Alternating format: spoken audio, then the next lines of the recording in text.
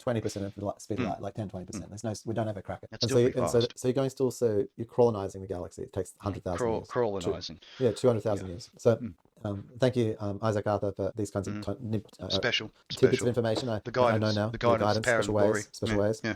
Robots are our friends, not our enemies. Yep. But then I think what I just realized is that on one level it feels really like, how would you ever communicate? How would the thing stay together, cohesive? Because the time it would take, if it was like 100 years to travel between one place to the next, like everything would have changed. Like by the time, like you're saying, like by the time that spaceship we left Alpha Centauri and we got to Alpha Centauri would be like a billion people on the planet.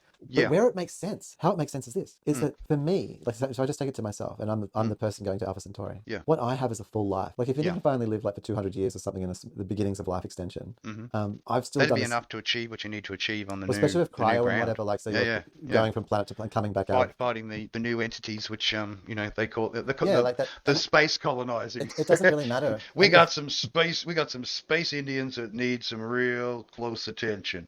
But what if you only did live for 200 years? But those 200 years were spent, like, say, in 3 to 5 years, like space some new planet, of, like the Cro-Magnon people, and then like going to the next planet, turn like up there and just outbreed them. And you spend your life with like a bunch of friends, like 200 people on the spaceship that you get to know as you're traveling through the. It's like your whole life micro world. Man, friendships would be much longer. They would be, but even if you're only with 200 years, but those 200 years were spent over like 5,000 or 10,000 years. Yes, correct. In total value, because you're snap frozen. As you travel on the next exciting adventure. Of course. So you'd be getting there, right? Even though it took so long, you'd have your AI mother doing the catch up on what the news is and what they're up to, right? She would be receiving updates the entire way, and that's the reason for dropping the little pellets, the communication pellets, right? Here's a question.